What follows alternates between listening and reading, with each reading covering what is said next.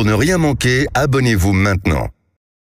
Les vraies voix Sud Radio, 17h-20h, Frédéric Brindel, Cécile de Minibus.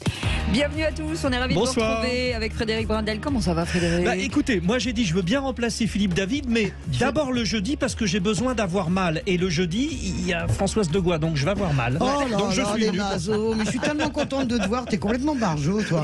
Mais les gars sont torturés. Mais êtes vous torturés. faites peur. Oui, bien sûr, t'as raison, mais bien sûr. Mais arrêtez, vous avez arrêtez vu vos ma bêtises. stratégie, dire quelque chose pour entendre le contraire, et je l'ai eu. Comme J'ai les enfants, gagné, j'ai gagné. Vous êtes comme les enfants, vous Ouais, êtes comme c'est les enfants, un vous peu faites enfant. peur. Et vous faites pas peur, vous êtes angoissant de fourberie. Vous. Quand mais on regarde bien, c'est pas que vous Françoise, faites peur, mais vous êtes Françoise, effrayant pour autre chose. Ce qui est angoissant, c'est que pendant qu'on travaille cette émission, il fait les mêmes blagues que Philippe David. Oh là Ça, là. c'est angoissant. Ah oui, qu'est-ce que vous voulez que je vous dise ? Et visiblement, pas ils font des possible. ping-pong ensemble. Bon, Et bientôt, je vais me couper les cheveux pour faire comme Philippe David. Et vous envoyez des trucs pour vous dire j'ai dit ça à Cécile et à ce moment-là elle m'a répondu Oui, ça. Bon, absolument. c'est ça. Allez, absolument. En tout cas, on est ravis de vous Quelle retrouver. déchéance. Ça va annoncer une superbe émission. Oh là là. Non, mais moi je m'en vais. Ça démarre bien. C'est marrant, j'ai l'impression de dire cette phrase tous les jours. Allez, Et ça finit mal en fait. C'est ça. Allez, au sommaire de cette émission, pour vous, la loi immigration du gouvernement est-elle utile, électoraliste, urgente et ou prioritaire ? Vous répondez à notre question sur notre compte Twitter. Après avoir renvoyé le sujet à l'automne, Elisabeth Borne a donc demandé à Gérald Darmanin de relancer des concertations pour présenter un texte sur l'immigration en juillet. Pour le porte-parole du gouvernement, cette annonce n'est qu'une précision sur la méthode et le timing. Frédéric, C'est joliment dit votre truc. Bien vu. Mais vous savez que le gouvernement s'est vraisemblablement mis la pression. Comment repousser à plus tard un sujet considéré par la majorité des Français comme urgent, alors même que le président a ouvert une période de 100 jours consacrée à l'urgence des Français. Ça fait bizarre. Donc Gérald Darmanin va y aller. Le gouvernement a pris peur, c'est clair. Allait-il encore une fois échouer, ce gouvernement, face à une quête de majorité qui lui manque à l'Assemblée ? Nous allons revenir sur cette question. En tout cas, la question c'est, pour vous, la loi immigration, c'est quoi ? C'est inutile ? C'est électoraliste ? C'est urgent ? Ou c'est prioritaire ? pour l'instant, c'est électoraliste à 49% et prioritaire à 24%. bien sûr. c'est serré, hein, c'est serré. Nécessaire. pourtant. Et à 18h30, Ouais. le coup de projecteur des vraies voix. Un professeur de lycée de Maria de Rem à Paris a brûlé hier 63 copies du bac pro d'anglais de ses élèves pour dénoncer la réforme de l'éducation nationale. Il a été placé sous contrôle judiciaire ce mercredi et sera jugé en octobre. Frédéric. Victor Immordino risque 10 ans d'emprisonnement et 150 000 € d'amende. Il a d'abord été placé en garde à vue, puis soumis désormais au contrôle judiciaire avec interdiction d'enseigner. Pour l'heure, il ne reste plus qu'à planifier une nouvelle épreuve d'anglais pour ses élèves de terminale. Mais jusqu'où les opposants à des lois vont donc-ils aller dans notre beau pays ? Des saccages, des blocages, des remue-ménages. Trouvez un mot en âge, mais pour certains, tout On n'a semble pas l'âge. permis. Allez, pour vous, c'est Oh, quoi ? vous êtes un carnage, vous, ça c'est sûr. Ah, Tout bah ça voilà. permis. Eh bien, voilà. N'importe quoi, ça commence ça bien, l'enrage. cette émission. Et Non, j'aime non, bien, en ça me effet, fait il rire. est en rage. Il me Et fait j'accepte rire. d'être votre otage. Non, Alors la question, non. donc, Dénoncer la réforme. Vous allez pas de- Quel marécage. Les amis. Pardon. Dénoncer la réforme de l'enseignement en brûlant des copies de bac, c'est compréhensible, courageux, condamnable ou intolérable. Pour l'instant, vous dites compréhensible et courageux à 31 et 34%. Et moi je veux un Caravage, soyez sympa. Bienvenue dans ce carnage, c'est les vraies voix, jusqu'à 19h. Les vraies voix Sud Radio. Et bien sûr, vous avez reconnu leur voix, bien entendu. Philippe Bilger est avec nous, le président de l'Institut de la Parole. Bonsoir Philippe. Bonsoir, ma chère Cécile. Comment c'est une allez-vous, réussite, hein, cet institut de la parole. D'ailleurs, on n'en parle pas beaucoup. Oui, vous le Ouais. démontrez tous les jours. Je suis votre- Vous n'avez jamais suivi une formation chez moi, donc vous êtes excellent. Non, mais je suis votre turiféraire et vous le savez. Et j'ai le grand bonheur, je l'annonce, lundi, Cécile, de 15h à 17h, j'aurai un ministre congolais Ah, qui génial. viendra pour une formation. Ah, c'est super. ça, c'est Et génial. je le présenterai à Patrick Ministre de- Roger. ministre Un de quoi ministre, il a été ministre D'accord.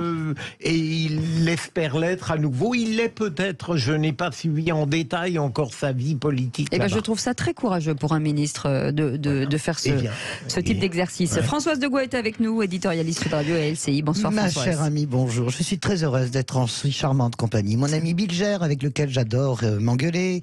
Mon ami à côté dit la hyène, mais il faut le présenter. Sébastien avec lequel Ménard, j'adore. voilà, m'engueuler président aussi. de l'élan Béarnais pour la Cortèze et entrepreneur dans la food tech. Comment ça va, Sébastien Ménard? Depuis la relégation d'il y a 48 heures, c'est c'est terrible. compliqué. Bah Ah, oui, c'est bah oui. compliqué. Mais bon, est-ce que Je ça sais t'a fait pas si- plaisir de voir Monaco hier? Et je suis très heureux c'est beau. qu'il nous manquait un club un club français dans l'élite européenne depuis 97. Donc c'est Pour nos auditeurs, précision, Monaco a donc retrouvé le Final Four magnifique. de l'Euroleague. Ça n'était plus arrivé C'est depuis ça. 26 ans. En C'est ça. battant Basket un français. monument, Et un pourtant, Maccabi Tel Aviv. incroyable. hein. Ah ouais. Et nous accueillons Laurence qui nous appelle de l'Hérault. Bonsoir Laurence.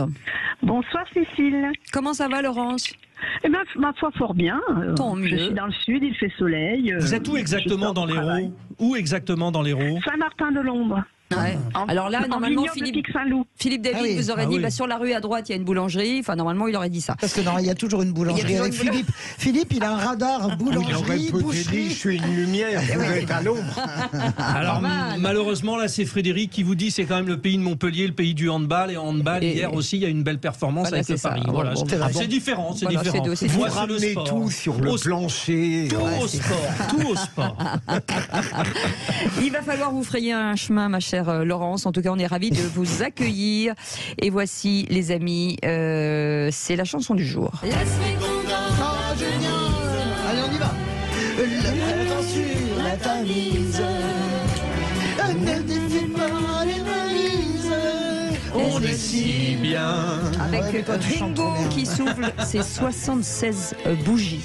qui donc Ringo Starr. Ringo J'allais et dire Sheila. une bêtise. 76 ans. Dis donc, ça ne nous rajeunit pas tout ça. Ouais, alors bon, moi je fais un grand blanc Il est parce beaucoup que. plus jeune que nous. Ouais, mais je sais pas, moi j'ai dans les deux, Sheila et Ringo, j'ai jamais bien aimé Ringo, quoi. Je trouve que Sheila, c'est une vraie bonne femme avec une vraie humanité, quelqu'un d'incroyable en fait. Elle est jolie comme un cœur. Et puis elle est formidable humainement, c'est vraiment quelqu'un d'incroyable. Sheila, Ringo, je dirais pas la même chose. Donc bon anniversaire Il quand même. chantait hein. bien, Ringo. hein. Ah, il chantait bien, il Ah, il chantait chantait Mais bien. je suis heureux de savoir qu'il a 76 ans. hein. Ouais, ouais, Alors ouais. après bon il y avait un autre duo à l'époque, c'était Stone et Chardin. Ah, c'était bien. formidable. Les vaches blanches. Voilà. D'accord. Bon, et puis là maintenant il y a Frédéric et Cécile. C'est ça. Bon, On c'est chante, moins- on c'est chante. moins bien, c'est moins Mais bien. d'un c'est moins quoi Ben non, On chante bien, Cécile. Non, les bien. Frédéric qui chante. Deux amours. Allez, on y va. Allez, tout de suite, le réquisitoire. Le du- Loir est cher. Oui, mais du Ma procureur. famille habite. Les vraies voix Sud Radio, le réquisitoire du procureur, Philippe Bilger.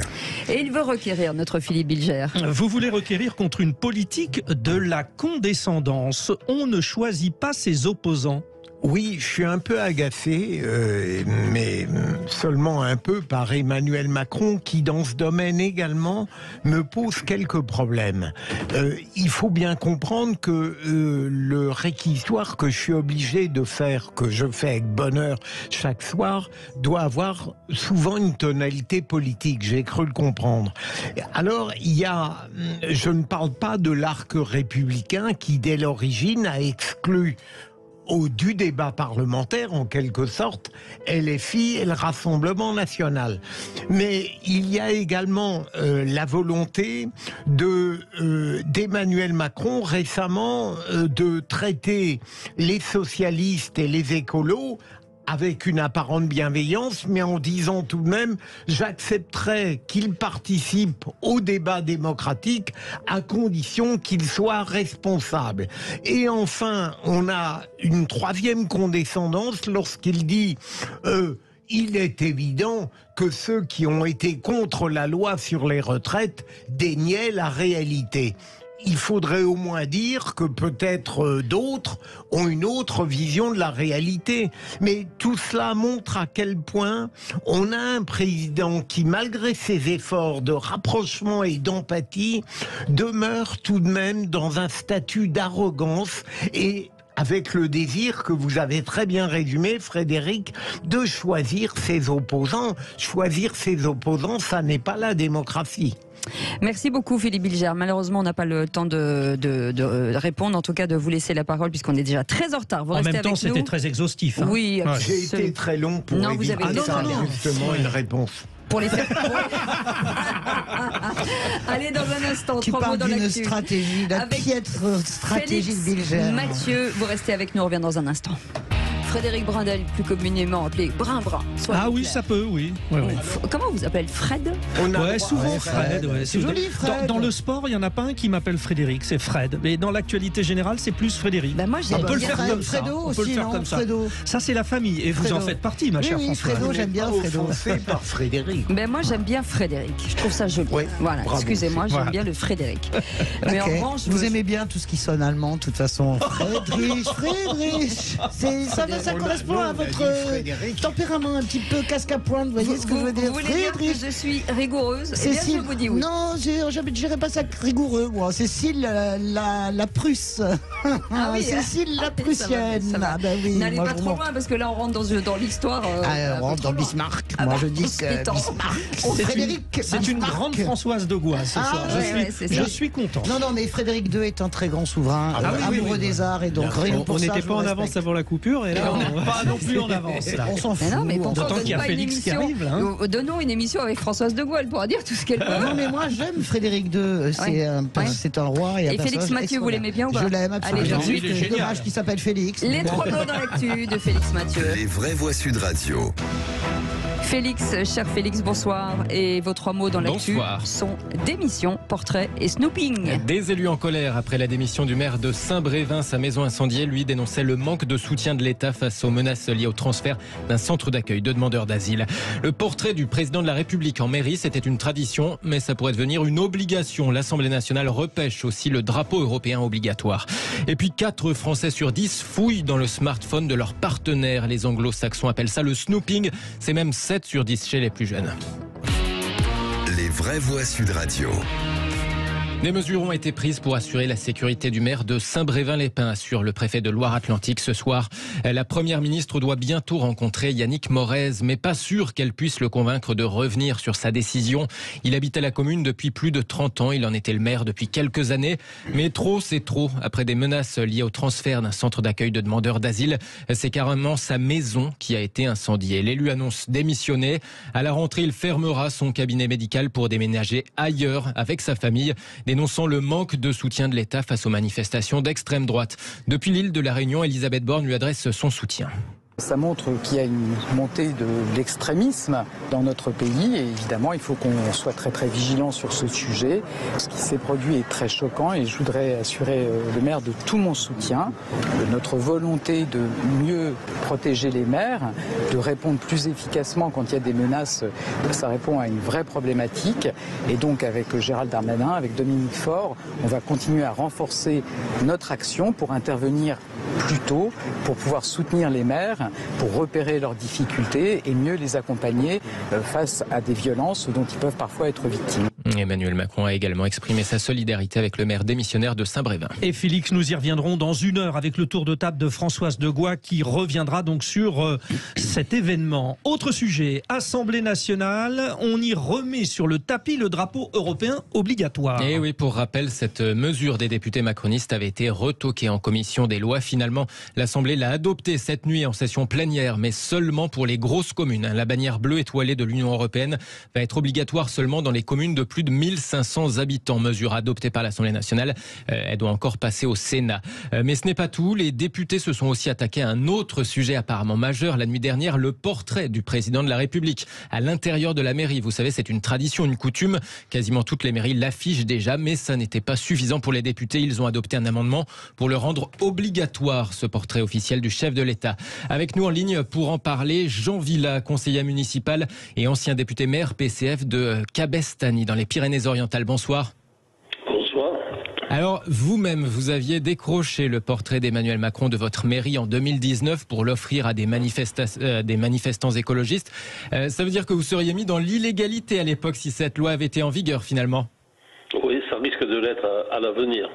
Non, mais je crois que c'était bien, c'était volontaire de mettre et puis une tradition que le président de la République soit dans la mairie.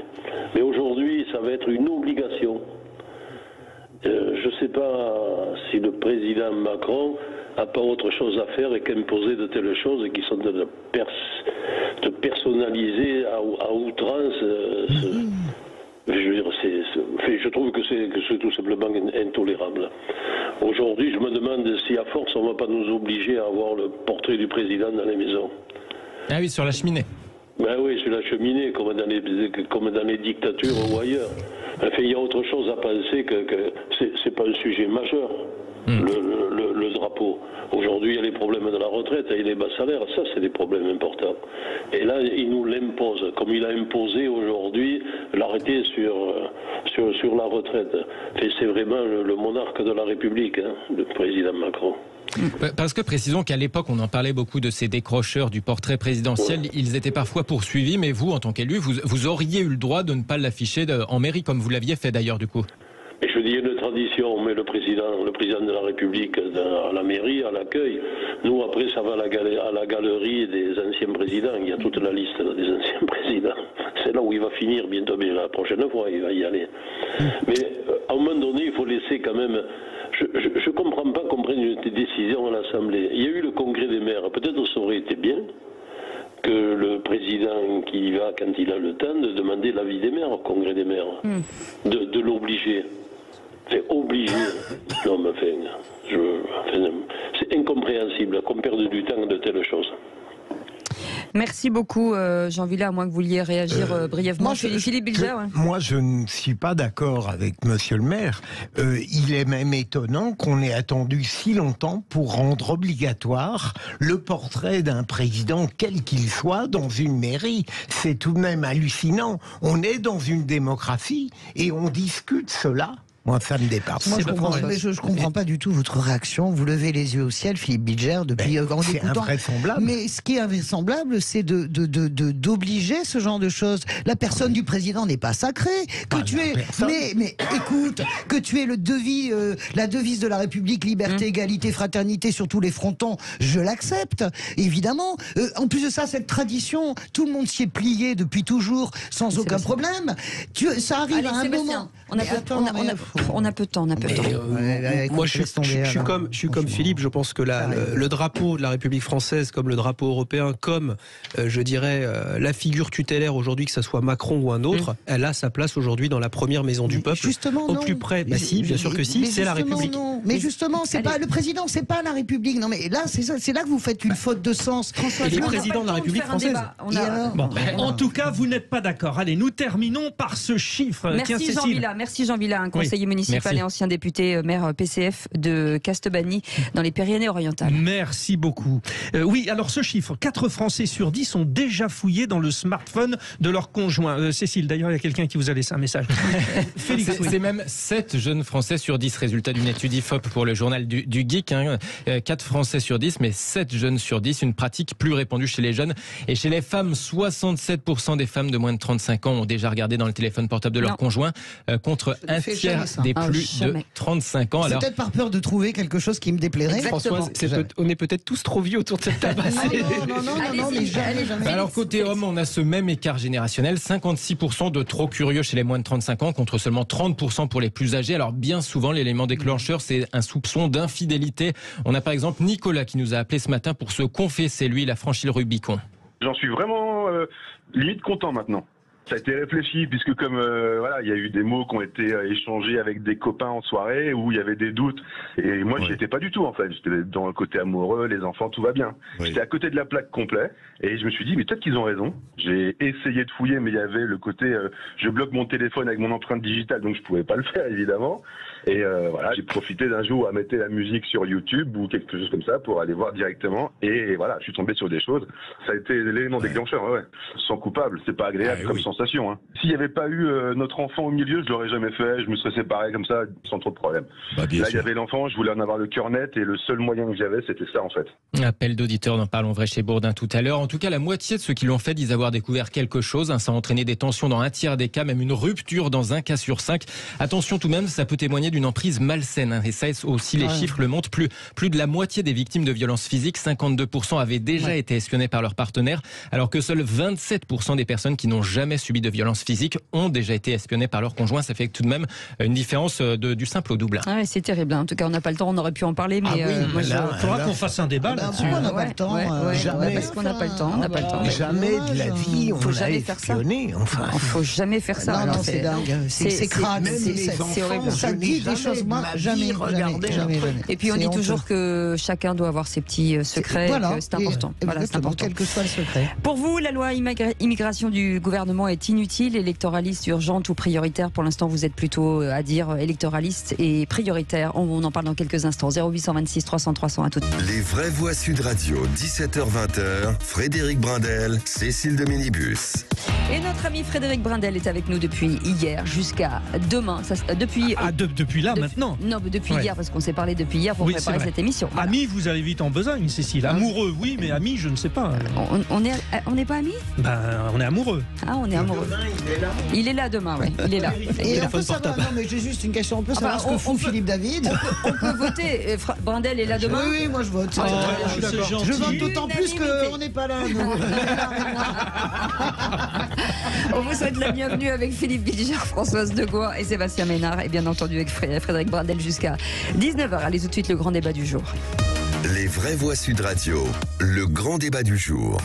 Le gouvernement dévoile cet après-midi à l'Assemblée les contours de la future loi immigration. Le gouvernement veut changer les conditions d'arrivée, d'accueil et le cas échéant d'expulsion des étrangers en France. Je le dis d'emblée, l'immigration zéro n'est ni souhaitable ni possible, pas plus réaliste que ne l'est une immigration dérégulée. L'une des mesures phares du texte qu'on connaît déjà, c'est la création d'un titre de séjour pour les étrangers qui travaillent dans des métiers en tension. Les étrangers font partie de la richesse de notre pays lorsqu'ils veulent s'intégrer, lorsqu'ils parlent notre langue, lorsqu'ils veulent élever les enfants dans la patrie des droits de l'homme. La fermeté, ça n'est pas la haine de l'autre. Le respect de nos frontières, ce n'est pas le repli. Et l'intégration pleine et entière de ceux que nous accueillons, c'est le devoir de notre pays. Donc c'est à la fois mieux intégré et puis mieux expulsé parce qu'il s'agit de deux publics évidemment très différents.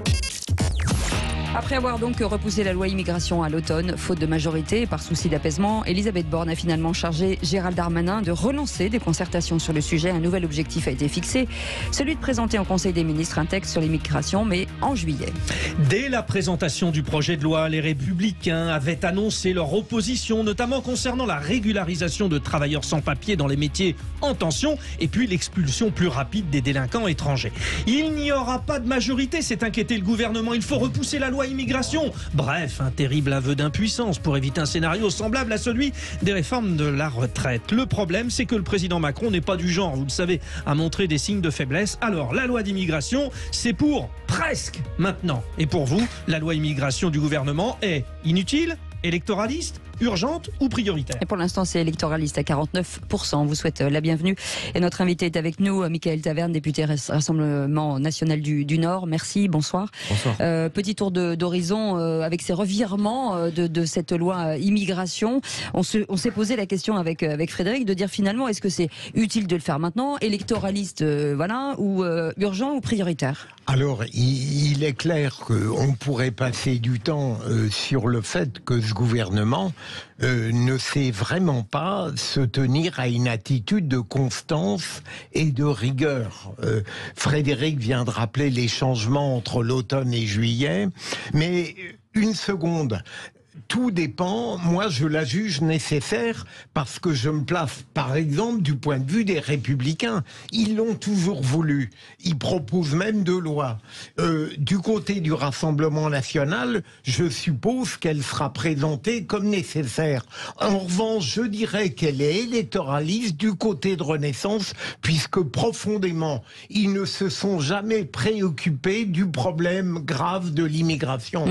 La tendance, ouais, Françoise? Moi, je pense que au-delà des prolégomènes sur les revirements, qui veulent dire exactement que nos auditeurs ont raison de penser que c'est purement électoraliste. Ça n'a pas d'autre sens que cela. Je vous rappelle qu'elle devait être globale. Après, elle devait être découpée et vendue à la découpe pour que tout le monde puisse la voter. Il n'y a pas plus de majorité aujourd'hui pour voter cette loi qu'hier. Pourquoi les Républicains feraient un tel cadeau à un gouvernement aussi affaibli? À moins qu'on m'explique que nous avons Gérard Larcher qui arrive à Matignon, que nous sommes dans une cohabitation qui ne dit pas son nom, ou qu'un Premier ministre arrive des Républicains. Je vois bien quel est l'affichage, mais l'impasse politique est toujours la même. Et je regrette encore une fois dans ce pays que nous ne puissions pas avoir un débat apaisé sur l'immigration. C'est un vrai problème, pas plus à gauche qu'à l'extrême droite, qu'à la droite conservatrice ou que chez les écologistes. C'est ça le souci que nous avons. Nous ne pouvons pas avoir de débat apaisé. Et d'une certaine manière, je vais peut-être dire du bien là pour une fois de Darmanin, l'idée de faire une convention pour essayer de travailler tous ensemble autour de cette question-là, eh ben, elle n'était pas si bête. Elle ne verra jamais le jour, mais électoraliste, pas voté, pas votable, et évidemment, débat encore une fois hystérique. Sébastien Ménard. Alors, c'est typiquement les limites de ce qu'on appelle le en même temps au sein de la famille politique à laquelle j'appartiens.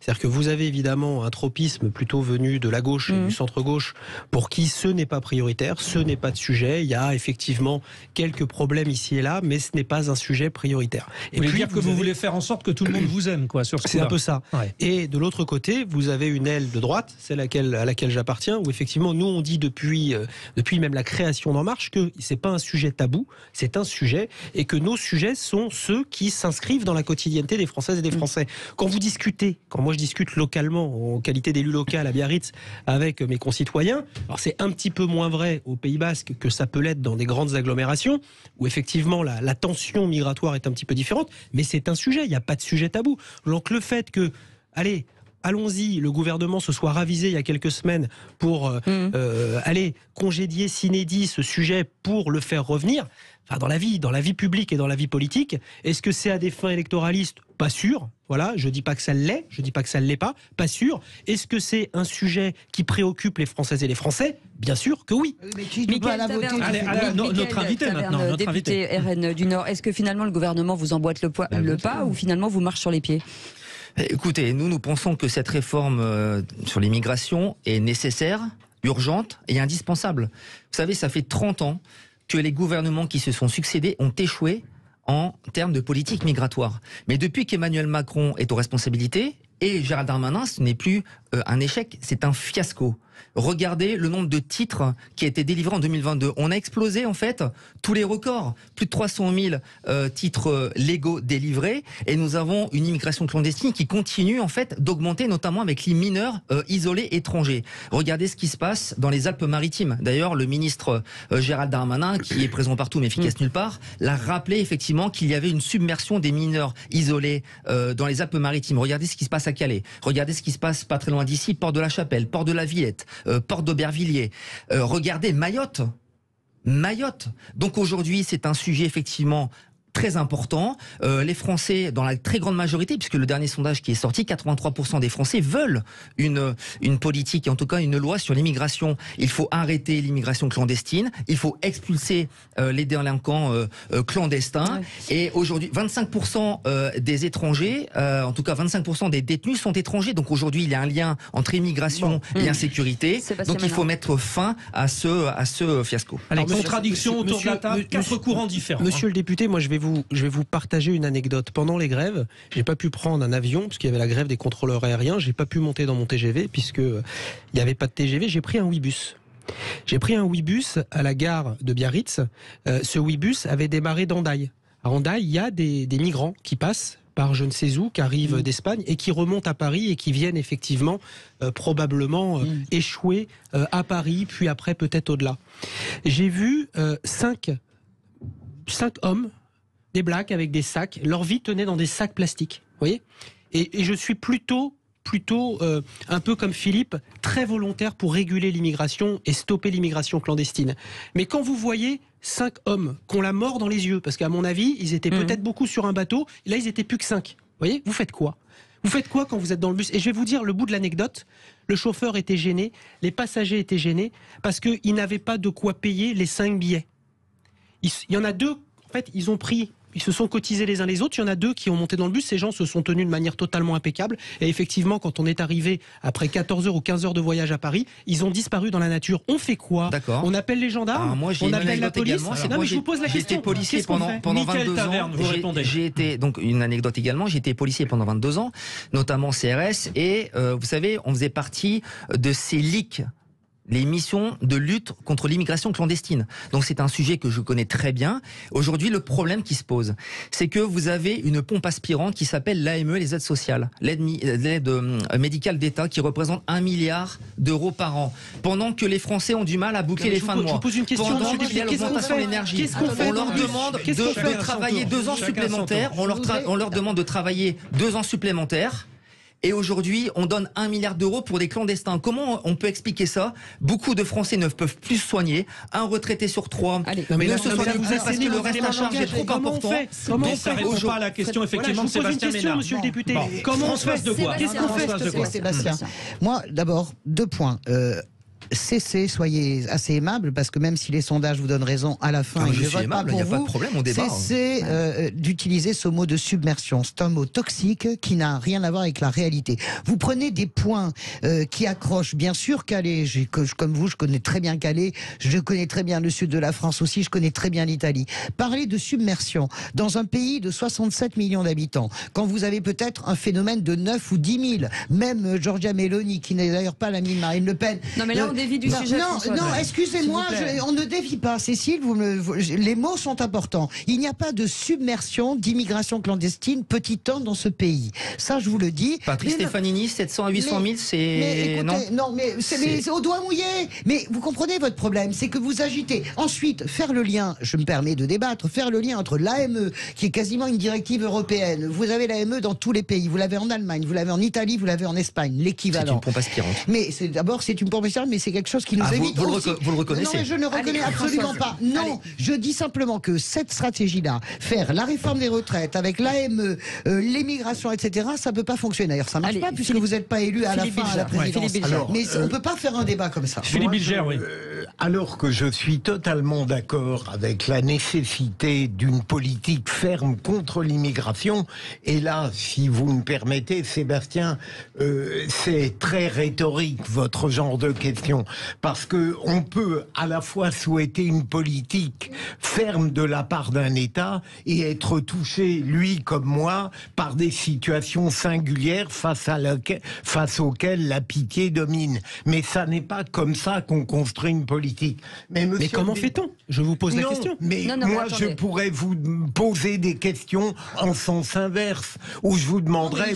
Il soulève un problème intéressant, il soulève le problème de l'accueil. Plus que la façon de migrer, le problème de la façon dont on les accueille est le plus important. Monsieur le député, Philippe Bilger, continuez bien dans le micro. À partir du moment où donc je considère qu'une politique contre l'immigration est nécessaire, est-ce que vous pensez réellement que si vous arriviez au pouvoir, vous pourriez mettre en œuvre dans sa plénitude une politique qui est très rigoureuse? L'immigration n'est pas une chance pour la France, hein, c'est très clair.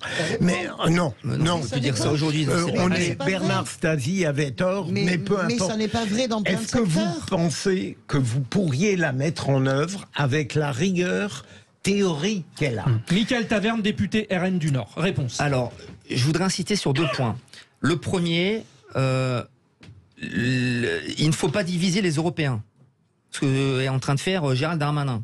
C'est-à-dire que c'est un problème européen, parce qu'il faut contrôler les frontières extérieures, donc les frontières européennes. C'est un problème de coopération, mais c'est surtout, en fait, il faut mettre en place une politique de courage. Puisque si vous dites effectivement on fait rien, on laisse malheureusement des familles traverser la Méditerranée. Parce que ce n'est pas le but. Il y a des passeurs, il faut lutter contre les passeurs. Jusqu'à là, on vous suit et vous enfoncez des portes ouvertes.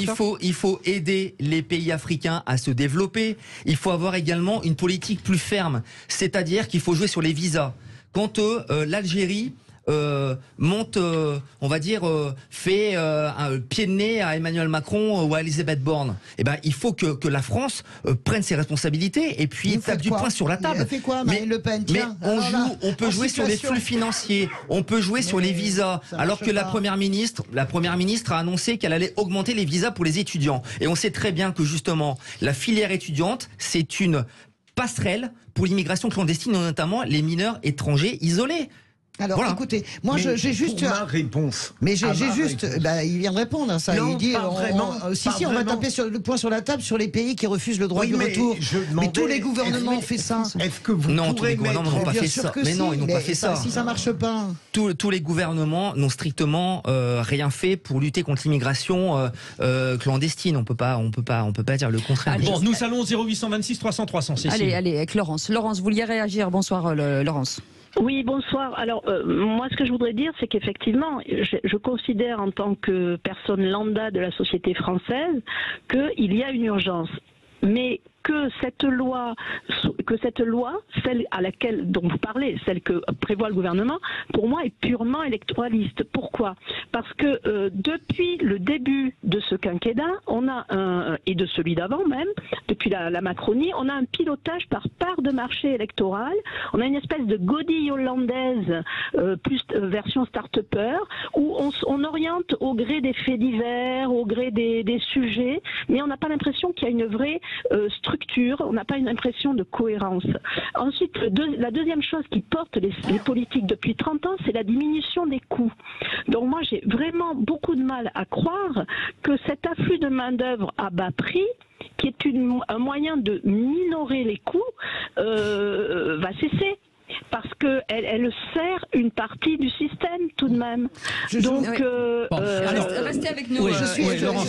Attendez, juste Françoise, ça nous permet de recentrer un petit peu le débat. Parce que parlons de cette loi immigration. Il y a cette carte de séjour d'1 an, travail dans des métiers en tension. Bref, c'est les travailleurs irréguliers qui pourront demander leur régularisation, vous m'avez compris, au titre de cette nouvelle carte. Alors oui, bien, pas bien, réponse Françoise de Gaulle. Alors c'est pour ça que quand Philippe Bilger dit l'immigration n'est pas une chance, c'est absolument faux. D'abord dans les métiers en tension, ensuite dans les métiers de haute technologie, ensuite chez le personnel médical, quand vous allez vous faire soigner à Necker, à Pompidou, dans les grands hôpitaux régionaux, vous avez un nombre incalculable de médecins syriens, péruviens, ce sont des gens, vous avez des parcours de vie absolument extraordinaires. Oui, mais le problème, c'est que si on payait mieux les médecins, si on payait mieux les gens, le sujet n'est pas là. Le sujet n'est pas là. Vous avez maintenant des médecins congolais qui s'installent dans les campagnes. Vous avez des parcours magnifiques. Donc oui, l'immigration est une chance. Par ailleurs, je suis d'accord avec Laurence. L'hypocrisie de Matteo Salvini, qui est plus votre ami que Giorgia Meloni en Italie, qui a consisté à taper sur les migrants, mais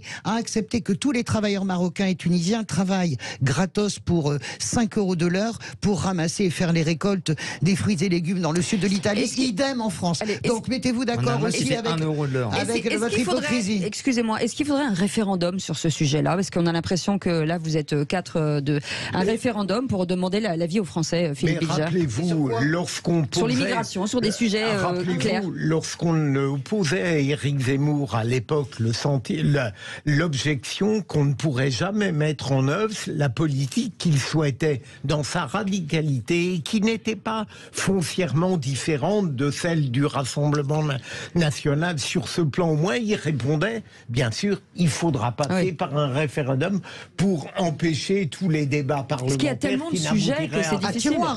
Sébastien Ménard. C'est un vieux concept qui a plus d'une quinzaine d'années. C'était ce que Nicolas Sarkozy avait appelé immigration choisie, intégration réussie. Les Français veulent ça. Les Français ne sont pas contre l'immigration. Simplement, ils veulent une immigration choisie. Alors certes, exact, c'est en tout point, et Dieu sait qu'on n'est pas d'accord avec François sur un certain nombre de sujets, mais il suffit d'aller dans les arrière-salles des restaurants pour voir que celles et ceux qui font la plonge, qui font nos vaisselles, qui préparent vos assiettes, ils n'ont pas de papier. Il suffit d'aller voir sur les chantiers français, même des chantiers français, des marchés publics gérés par de grandes entreprises françaises et sous-traités par des tas de sous-traitants, il n'y a pas de papier sur les chantiers. Mais si vous n'avez pas de travailleurs sans papier à l'arrière de vos restaurants ou sur les chantiers, vous n'avez pas de chantier, vous n'avez pas de système de restauration en France. Merci en tout cas d'avoir été avec nous, Michael Taverne, député Rassemblement National du Nord. Merci d'être passé nous voir. Restez avec nous, on revient dans quelques instants avec le quiz de l'actu. Oui, à tout de suite, ça va détendre tout le monde. Ça va détendre tout le monde, oui. Les vraies voix Sud Radio, 17h-20h, Frédéric Brindel, Cécile de Minibus. Mes amis. Ça continue de débattre. Tu sais qu'on est à l'antenne, là. Tu sais qu'on est à l'antenne, là. Cécile parle. Chut. Ah ouais, quand Cécile parle, tout le monde se... Ah mais non, pas du tout, Cécile, au contraire. Mais vous restez avec nous, c'est le quiz de l'actu. Les vraies voix Sud Radio, le quiz de l'actu. Et le quiz de l'actu, forcément, il faut un gagnant et un perdant. Oui. Ça va être encore passionné, du coup. Laurence, vous voulez jouer contre Sébastien Ménard, contre Françoise de Gaulle ou contre Philippe Bilger? Je ne prendrai pas le risque de Philippe Bilger. Il fait peur, il fait peur. Oui, mais on l'appelle universaliste. C'est un tour de force. Vous savez que c'est une légende quand même. Hein. Il se fait battre. C'est une totale légende. Je ne gagne que lorsque je suis avec Françoise de Gaulle contre celui qui affrontez-vous, Laurence? Qui affrontez-vous? Sébastien. Donc, on est d'accord, toutes les réponses de Françoise et de Philippe vont dans l'escarcelle de Laurence. Je vous signale que la dernière fois, j'ai aidé Sébastien. Vous savez que la dernière fois, j'ai aidé Sébastien. Restez un peu avec moi. Non, mais je vais rester, je vais aider. Non, mais Laurence, elle a fait un choix tactique. Je ne peux pas lâcher Laurence. Ah non, mais alors, on perd votre question. Cécile de Mélibus. On gagne. Ne parlez pas en même temps parce que les auditeurs ne comprennent pas ce que vous dites. Et ils aimeraient rire avec vous. Allez, c'est une question Kikadi. On démarre, les amis. Question Kikadi. En parlant d'Emmanuel Macron, on a l'impression que c'est un président qui pratique la méthode Coué. Pas Mélenchon, non. Pas loin. C'est trop gentil. Alexis Corbière. Oui. Bayou, non. Non, ça n'est pas Ruffin, c'est effectivement Alexis Corbière. J'ai vu passer ça sur l'AFP. Mais c'est bien trouvé, Laurence. Mais en tout cas, le point, et les 2 points sont pour vous. Oui, Laurence 2, Sébastien 0. Ils sont tous contre moi. Hein. Qui a dit la loi drapeau est devenue une loi culte du chef? Ah, c'est pas mal ça. La loi drapeau. Ça me surprend pas que vous aimiez d'ailleurs, cher. Ça c'est pas Mélenchon, ça. On part. Non, on n'est pas loin. Ruffin. Non. La chose. Laurence, vous dites quoi, Laurence? Moi, je dirais Ruffin, mais peut-être macroniste. Clémentine Autain. Non, on n'est pas loin. Panot. Plus jeune. Quatennens. Non, c'est pas Quatennens. Il parle plus Quatennens. Il dit plus grand-chose. Attends, mais c'est pas. Les plus jeunes, ça peut être qui? Oui. Boyard. Non, un petit peu plus vieux. Plutôt Île-de-France aussi. Et c'est une femme. C'est Benjamin Lucas. C'est pas la petite blonde, là. Non, c'est un homme. C'est Benjamin Lucas. C'est un député dont le prénom est Antoine. Ah oui, Léaumont. Philippe Bilger. Ça vaut pas 2 points. Non, c'est un point. Déjà, c'est un quart de point. Citer ce nom me fait mal. Nous tranchons, ça fait 3-0 pour Laurence. Ouais, c'est 3-0. Alors. C'est cher payé. Hein. Ouais, ça c'est cher. Sans commentaire, cher Sébastien. C'est un peu la honte. Vous avez été adorable. Mais de toute façon, vous avez répondu quand même. Allez, question qui a dit. Antoine, En parlant de la primaire LR, à partir du moment où il n'y a pas de candidat naturel pour 2027, Laurent Wauquiez. Non, Lisnard. Oui, un principe de sélection. Lisnard. Je venais de le. Oui, j'allais dire le Niçois. Oui, c'est ça. Laurence l'avait aussi, donc et Laurence et Philippe Bilger. Ah, je l'avais pas. Ça vous fait 5 points. Elle allait dire le Niçois, c'est pas. Il allait dire Ciotti. Il est canois, pardon. Il est canois. Ouais, c'est pareil, Laurence, je vous soutiens. Cécile est exigeante, mais c'est ce qui fait sa réussite aussi, vous savez. Je donne le point à Laurence. T'es tout aussi flagorneur que Philippe David, toi. Mais c'est incroyable, hein. C'est dingue. Et toi, il te manque vraiment ton Philippe David. Non, je suis contente que tu sois là, mais quand même. Elle l'aime. Elle va me rendre jaloux. Vas-y. Ça fait 5-0. Bon, Sébastien, je change de camp, c'est pas possible. Sébastien, en ce moment, a du mal avec les classements. C'est facile, mon pauvre Sébastien. Je suis odieux. Merci, Frédéric. Question qui a appelé?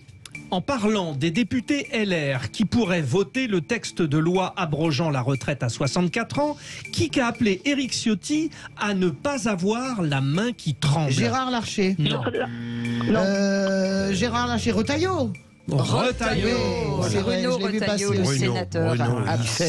Retailleau, 7-0. C'est très. Est-ce que Sébastien Ménard est rentré chez lui? Non, il est là. Attendez, vous n'avez pas des questions pour les Renaissances? Bon, allez, vas-y, va. Question Renaissance, effectivement. Question Kikadi. Allez, Kikadi sur la loi immigration du gouvernement.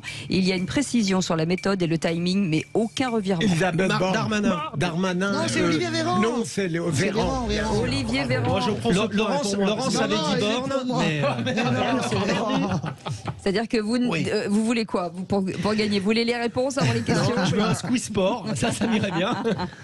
Sébastien, toujours 0. Allez, une question Kikadi. Oui, c'est parti. Qui a dit sur la loi immigration et la méthode du gouvernement, j'ouvre les guillemets, c'est un gouvernement alternatif, ils sont piégés par leurs propres contradictions. Qui l'a dit?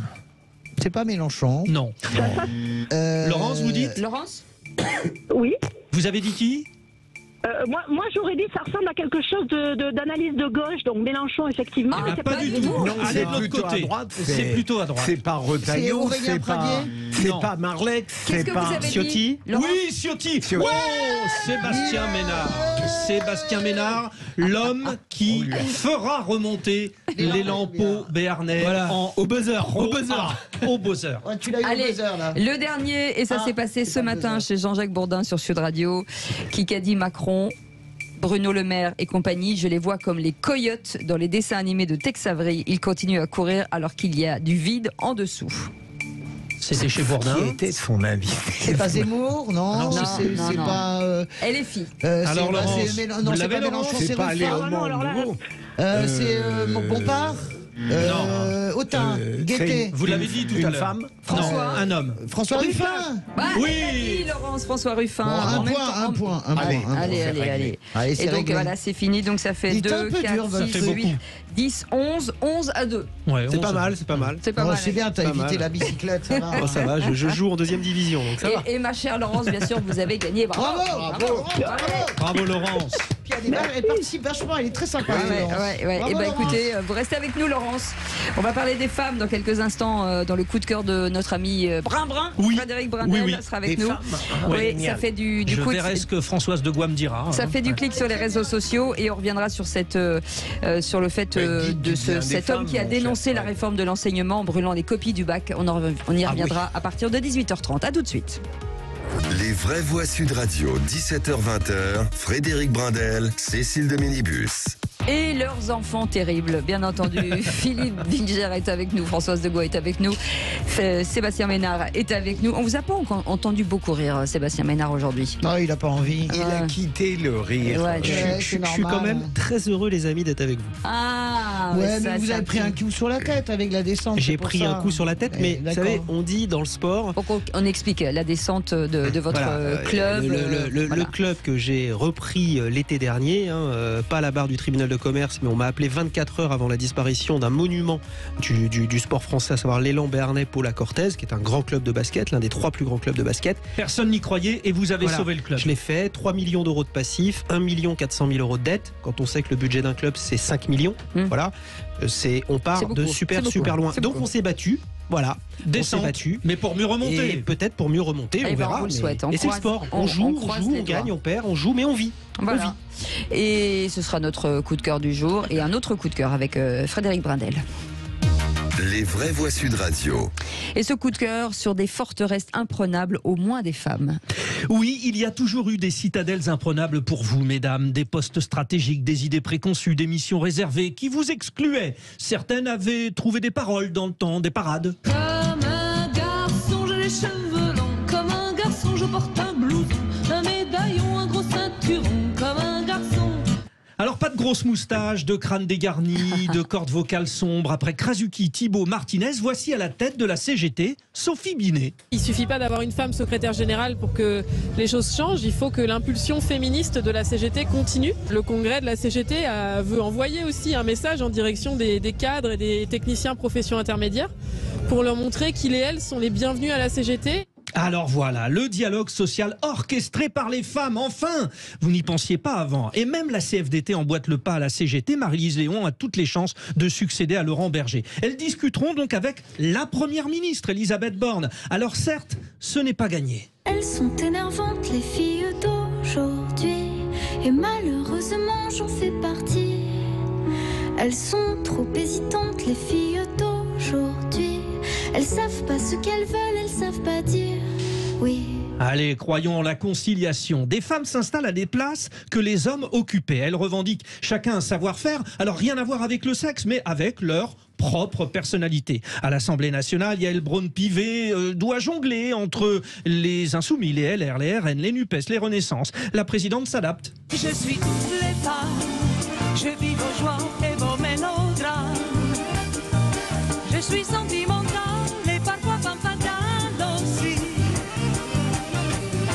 Que l'on me condamne.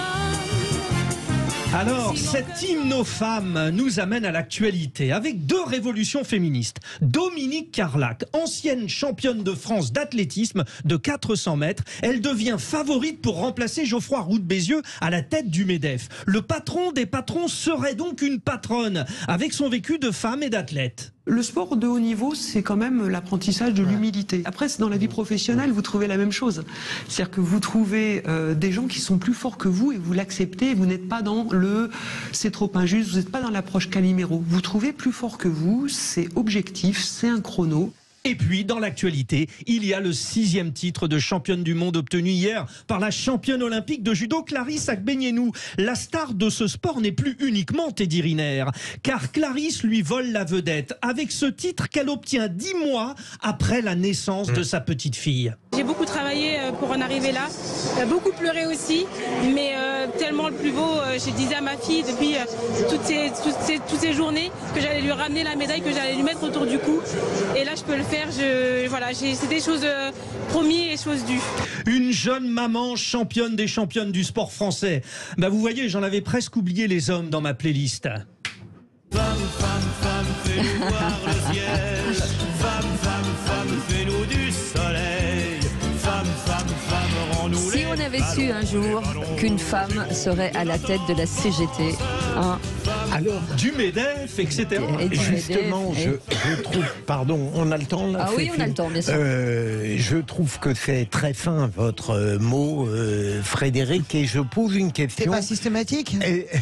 Non, mais est-ce qu'aujourd'hui, dans le cadre d'une grande compétition pour un grand poste, est-ce que les hommes ont encore une chance dès qu'il y a une femme? C'est une question que je pose. Ah bah c'est une grande question. C'est une question systématique. C'est votre façon de penser un peu systématique. Je vais le placer 20 fois, je pense, jusqu'à 19h. Moi, j'aime bien votre billet. J'attends juste le jour où il y aura une femme qui accédera à la fonction suprême en France, et ça, ce sera quelque chose d'exceptionnel.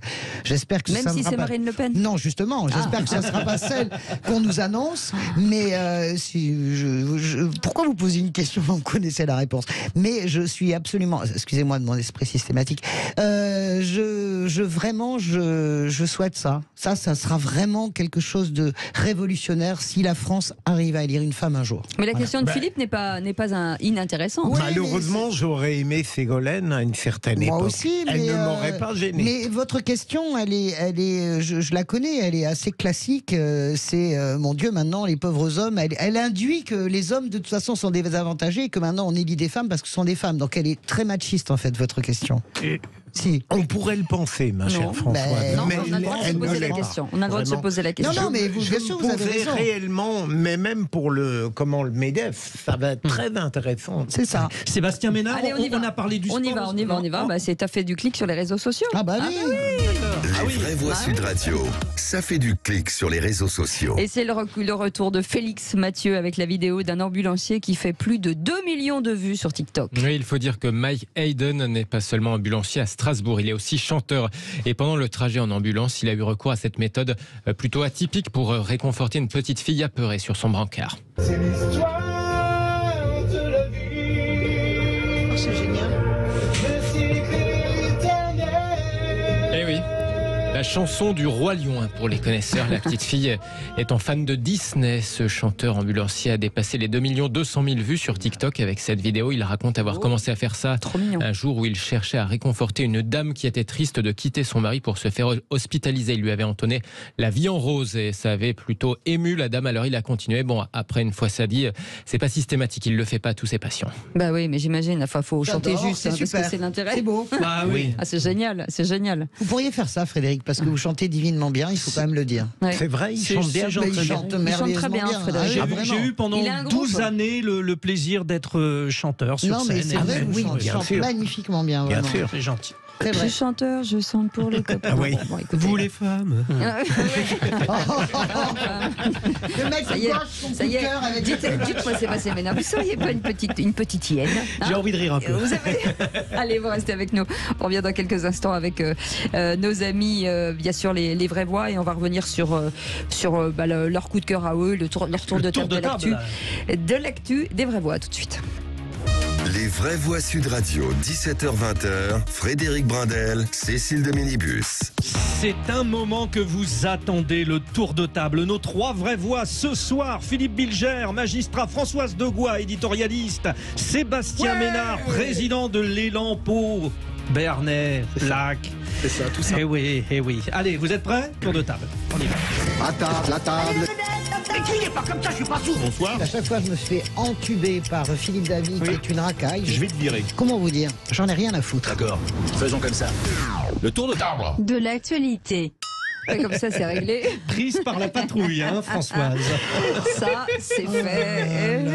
Mais c'est vrai que c'est une racaille, écoutez. Moi, désolé de dire la vérité de façon systématique. C'est un champ lexical sarkozyste, ça, quand même. C'est vrai, t'as raison. Racaille, oui. Oui, ça veut te. Il l'a pas mis assez en œuvre. Hein. Ouais. Allez, sortez votre Karcher, Philippe. Allez-y. Justement. Les amis, Philippe Bilger, pendant que vous avez la parole, et Elisabeth Borne attaque Bérangère Bonte en justice pour atteinte à l'intimité de sa vie privée dans une biographie. J'ai toujours considéré qu'il n'était pas évident d'estimer que des éléments de vie privée ne permettaient pas parfois d'expliquer la vie publique. Je ne mets pas évidemment le genre sexuel là-dedans.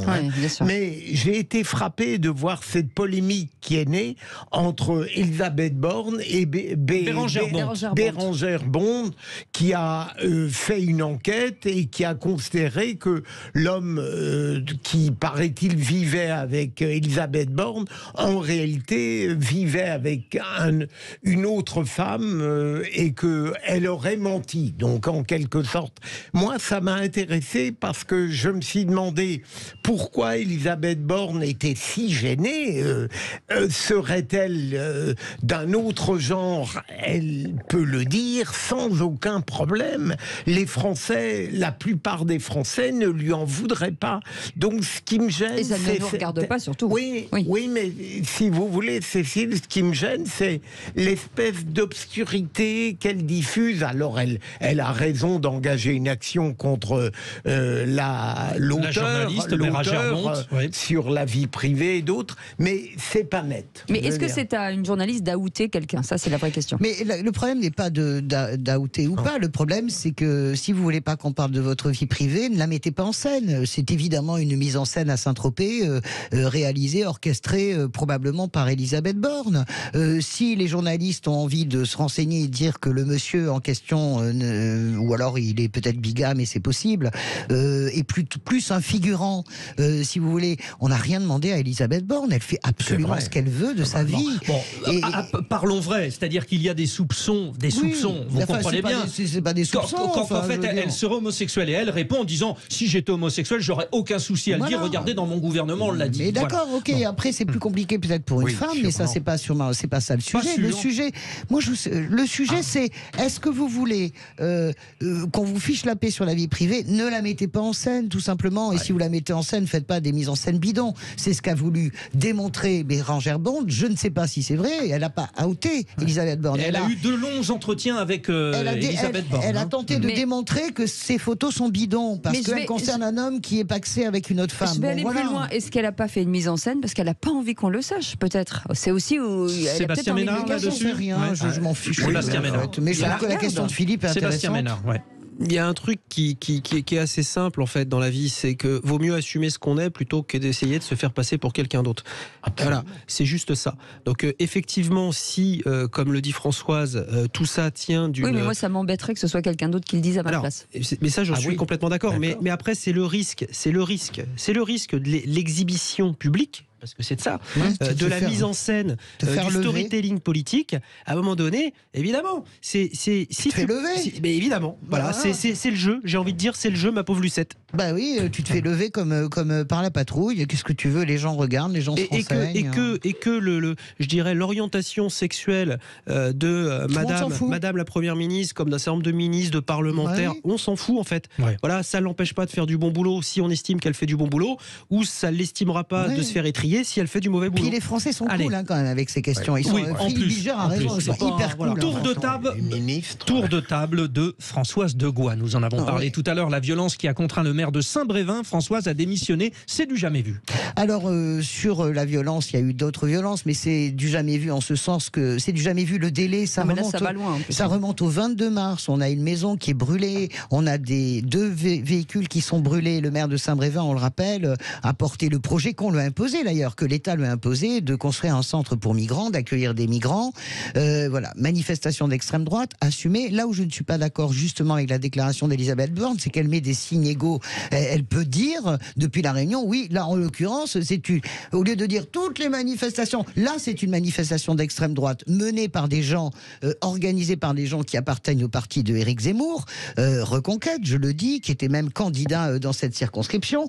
C'est extrêmement violent. Je rajoute qu'hier soir, Jérôme Guedj, député socialiste qui n'est pas d'une radicalité extrême, Jérôme Guedj a rendu hommage au maire de Saint-Brévin. Tous les groupes se sont levés. Le seul groupe qui ne s'est pas levé, c'est le Rassemblement national. Et d'ailleurs, aujourd'hui, Marine Le Pen a essayé d'éteindre l'incendie en tweetant, en disant aucune violence n'est acceptable. Il y a un vrai sujet.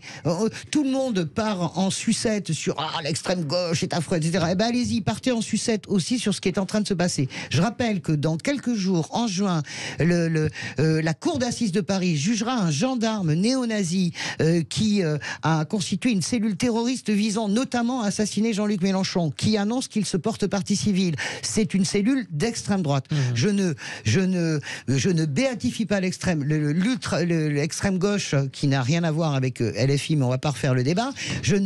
Mais j'aimerais que les gens qui hurlent quand il y a les casseurs, les chantres du sécuritaire hurlent autant sur Saint-Brévin. Mais il faut hurler contre ce type d'attitude. Sébastien Ménard, la loi sur le sport. Et oui, la loi. Alors c'est pas la loi sur le sport, la loi du sport. Pardon, excusez-moi. Parce que ce dont je veux vous parler aujourd'hui, c'est l'importance du sport dans nos vies. Ces grands événements sportifs comme les JO qui mettent en avant à l'échelle planétaire l'importance du sport, les grandes joies, les sensations fortes qu'elle procure. Et tu sais ce dont je parle, mon très cher Frédéric, mais aussi les peines et les défaites. Aujourd'hui, je suis venu vous parler de cette fameuse loi du sport. Le sport n'est, contrairement à ce que vous pensez peut-être, pas une activité physique. En tout cas, pas que. Le sport, c'est surtout une parabole de la vie. Et je l'ai vécu, moi, personnellement, il y a quelques heures, et je voulais en parler à mes amis de la communauté des Vraies Voix sur Sud Radio, pour vous dire que, oui, c'est vrai, mon équipe a perdu. Le club de basketball que je dirige a été, malgré la grande fierté qu'est la mienne à le présider, a été relégué. En reprenant la direction de ce club l'année dernière, je l'ai sauvé, peut-être, évidemment, d'une relégation administrative, d'une liquidation judiciaire. Ça, c'est un fait, vous l'avez sauvé. Voilà, et les chantiers que nous avons entrepris dans ce club sont colossaux. Il y a eu de belles victoires, il y a eu des succès, mais tous les succès ne sont évidemment incontestablement pas au rendez-vous. Alors, le ballon, il a ses lois. Voilà, que ce soit le ballon de foot, le ballon de hand ou le ballon de basket. La loi du sport, c'est la vie en raccourci, le temps d'un match. Alors on gagne, on perd, on gagne, on perd, mais au moins on vit. Enfin, la vraie loi du sport, c'est de persévérer. Alors, je voudrais dire à mes collègues, patrons, présidents, amateurs, professionnels de clubs de sport, je voudrais confier finalement ce qu'un grand champion m'a confié ce midi, alors que j'étais dans la peine, c'est il m'a dit « La victoire aime la persévérance ». Voilà. C'est j'aime ça. La victoire aime la persévérance. Et allez pour Orthez, allez pour Orthez. C'est une très Merci les amis. Vous restez avec nous dans un instant. On va revenir sur cette information terrible de ce professeur d'anglais qui a brûlé devant le lycée professionnel du 17e arrondissement à Paris 63 copies du bac de ses élèves. Un geste de protestation pour lequel il s'est expliqué. On en parlera dans quelques instants. Et vos appels 0826 300 300. Philippe Bilger est avec nous, Françoise Degault est avec nous, Sébastien Ménard aussi, et je suis avec mon brin-brin jusqu'à 20h. Frédéric Brindel, incroyable. Frédéric Brindel est avec nous ce soir, mesdames et messieurs. Et Cécile le minibus. C'est dingue, on n'en revient pas, vous avez raison Philippe Bilger. C'est fou. C'est un vrai plaisir à chaque fois. Ça fait des années qu'on vous cherche, on vous existe. Il est là, on pensait que vous étiez un mythe ou une mythe, je sais pas. Mais... J'étais sur les routes du monde à parcourir. Ça y est, Cécile a rendu le rire de Yann à Sébastien. Oui, c'est comme ça. Ouais, je suis comme ça. C'est cadeau. Une petite vacherie, Frédéric, et je rigole. Non, mais en tout cas, c'est gentil parce que ça me touche. Non, mais tu sais qu'elle pense pas. Tu sais qu'elle pense pas un mot de ce qu'elle dit. Si, je pense tout ce que je dis, c'est ça mon problème. Tu sais, Françoise, je crois à l'honnêteté intellectuelle de Cécile. Tu devrais pas. Le voilà, le rire. Il y a un truc à droite, là, je sais pas ce qui se passe, mais de la gauche, de la droite, de machin. Non, mais on rigole, ça lui fait du bien. Regarde, ça y est, il a retrouvé les couleurs. Ça y est, il est content. Philippe Bilger, Françoise Degault, Sébastien Ménard, mes amis, le coup de projecteur des Vraies Voix. Les vraies voix Sud Radio, le coup de projecteur des vraies voix. Et on va revenir sur ce professeur de lycée à Paris qui a brûlé hier matin 63 copies du bac pro d'anglais de ses élèves pour dénoncer la réforme de l'éducation nationale. Elle a été placée sous contrôle judiciaire ce mercredi. Il sera jugé donc en octobre. Un geste de protestation pour lequel il s'est expliqué. Écoutez. L'approche normale, traditionnelle, ne fonctionne pas pour apprendre de manière générale. Moi, je pense qu'il faut une refonte générale du système dans laquelle on place l'intérêt pour l'apprentissage au centre des apprentissages. C'est-à-dire que, pour l'instant, on est sur une approche où il y a un programme. Il faut apprendre tel et tel contenu. Okay ? Donc, ça vient un peu de nulle part. Pour les élèves, ça n'a pas de sens. S'il n'y a pas de sens d'apprendre une notion, soit, du coup, on décroche, soit on va se mettre dans une optique mécanique d'apprentissage et on va être dans un apprentissage superficiel. Ça va peut-être nous permettre d'avoir 10 ou 11 au bac, mais on n'aura rien appris de fondamental. Alors, ce qui est important, déjà, la réaction, Pape Ndiaye, le ministre de l'Éducation nationale, condamne fermement les agissements de l'enseignant. Il sera jugé en octobre, il encourt 10 ans d'emprisonnement et 150 000 € d'amende. Précision, avant l'examen, le professeur avait divulgué le sujet à ses élèves. Aucun d'entre eux ne sait parler anglais, a-t-il déclaré. C'est donc que les cours qu'ils ont suivis pendant 7 ans ont servi à rien. L'information donc a fuité et le sujet a été changé en dernière minute, poussant ses élèves à l'échec. Sur les 63 copies qu'il a brûlées, il l'affirme, la grande majorité est, selon lui, catastrophique. Une façon de légitimer son acte. Qu'en pensez-vous ? Dénoncer la réforme de l'enseignement en brûlant des copies, est-ce que c'est compréhensible, courageux, condamnable ou intolérable ? Pour l'instant, vous dites plutôt compréhensible et courageux. Vous pouvez nous appeler 0826 300 300. Une situation inédite, pratiquement inédite, justement, sur ces copies. Donc il y a 2 salles, 2 ambiances, Philippe. J'ai parfois l'impression que des actes gravement provocateurs et transgressifs sont pris au sérieux systématiquement et que on ne se pose pas la question. Je ne veux pas du tout être méprisant. Entendons-nous, j'espère. Il ne nous entend pas. Qu'on ne se pose pas la question de l'équilibre mental de la personne qui fait l'objet d'une actualité généralement critique. Et je suis d'autant plus à l'aise pour l'évoquer au sujet de cette personne que récemment j'ai lu quelque chose concernant des magistrats de Montauban qui ont été en rapport avec la police, mais vous ne pouvez pas imaginer des propos orduriers par WhatsApp, je crois, et je ferai exactement les mêmes réflexions. Je suis directeur de l'école de la magistrature ou garde des Sceaux, évidemment je m'interroge immédiatement sur, j'ordonne une expertise psychiatrique. J'aurais fait pareil avec lui, avant de prendre la moindre décision. Françoise de Gois, c'est une autodafé, ça rappelle des souvenirs bizarres. Moi j'ai du mal, si vous voulez, avec les choses qu'on brûle. Alors c'est presque un réflexe pavlovien pour moi, c'est-à-dire que je n'ai même pas de réflexion.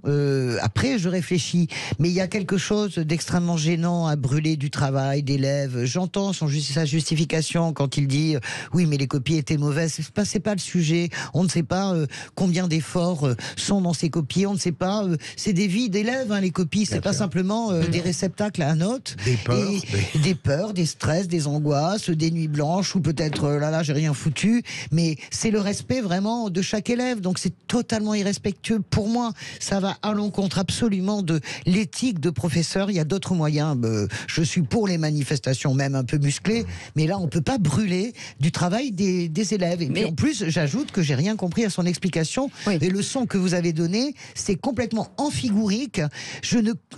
Ou alors je suis un peu teubé, c'est possible. Je ne comprends rien. Voilà. Est-ce qu'il fallait un acte fort ? Est-ce que c'est un acte fort à un moment donné pour que tout le monde en parle ? C'est pas un acte fort. On est au-delà de la dinguerie. On est dans une faute. Voilà. Pour moi, c'est une faute professionnelle. C'est une faute morale vis-à-vis de tout ce qu'explique Françoise, parce que quelque part, des jeunes gens s'investissent, travaillent. Enfin, moi, j'ai un gamin qui a 15 ans, ça aurait pu être sa copie. Oui, c'est pas facile. Voilà. Oui, le niveau de nos gamins de 15 ans aujourd'hui est, quels que soient les efforts que toutes les familles de France peuvent faire, bien inférieur à notre propre niveau il y a 25, 30 ou 45 ans. C'est une réalité. On peut le dire. on peut le dénoncer, mais le boulot de ce professeur, c'est de continuer à se battre, à militer, pour faire en sorte que ses élèves soient chaque jour que Dieu fait un peu moins cons, mais de ne pas brûler les copies. Je reviens sur une question. Est-ce que le fait qu'un professeur aujourd'hui baisse les bras face à des élèves qui devraient parler anglais, qui devraient, voilà, c'est aussi la lassitude de tous les enseignants. Même dépassons l'acte. À un moment donné, on sent cet enseignant qui est au bout du rouleau en disant mais qu'est-ce qu'on va faire d'eux, quoi. Oui, mais Cécile, votre réflexion, je la trouve pertinente. Mais j'ai souvent été frappé par le fait, mais peut-être ai-je le tort d'induire de mon propre caractère quand j'étais magistrat, j'ai entendu tous les jours des lassitudes s'exprimer au point d'oublier la grandeur du métier.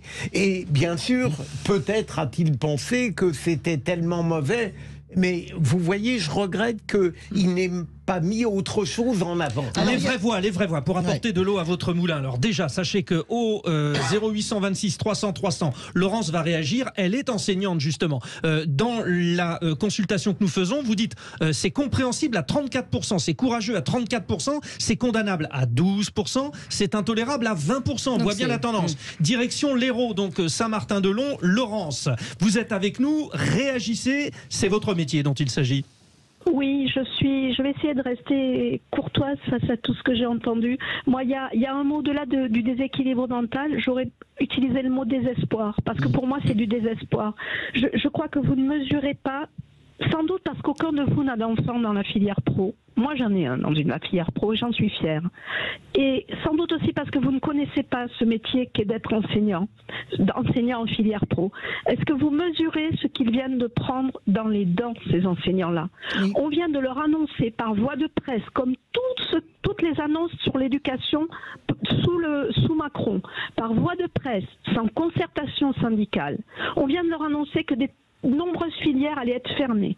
Toujours pareil, pilotage par part de marché et réduction des coûts, tout ça avec un habillage, avec des éléments de langage très positifs, exigence, excellence, retour à l'emploi. Mais quand même, je vais vous citer les propos de Pape Ndiaye.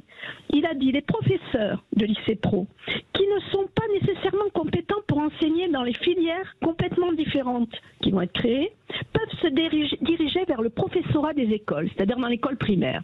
Autrement dit, nous sommes tous des pions échangeables, quel que soit notre niveau. C'est immonde. C'est à peu près aussi immonde que quand la DRH du rectorat de Montpellier a déclaré à des profs qui demandaient il y a quelques années si les reconversions ne leur convenaient pas, le changement de poste, qu'est-ce qu'ils devaient faire.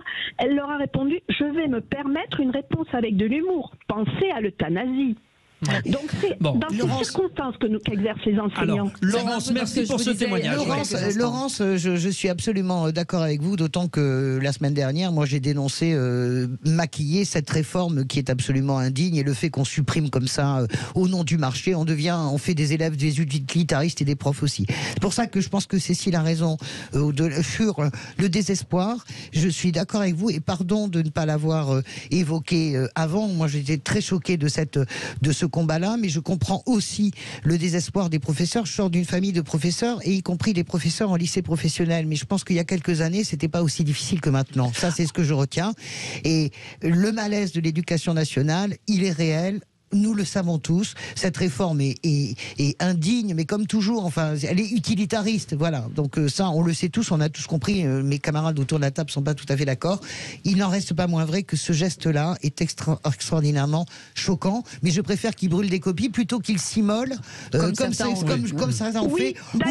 Ou qu'un flic prend une arme de service et va se tirer une balle dans la tête parce qu'il en peut plus. Je préfère au fond qu'il brûle des copies plutôt qu'il se brûle lui-même. Voilà. D'ailleurs, je me permets de préciser que les propos de la DRH du rectorat avaient été tenus dans ce lycée de Béziers où une collègue s'est immolée et où il y avait eu 6 suicides en 11 ans. Incroyable. Voilà comment nous sommes encadrés. Merci, c'est très fort ce que Laurence, restez avec nous. Merci Laurence, mais il y a d'autres manières aujourd'hui beaucoup plus virales, beaucoup plus modernes que quelque part pour illustrer le propos de ce professeur.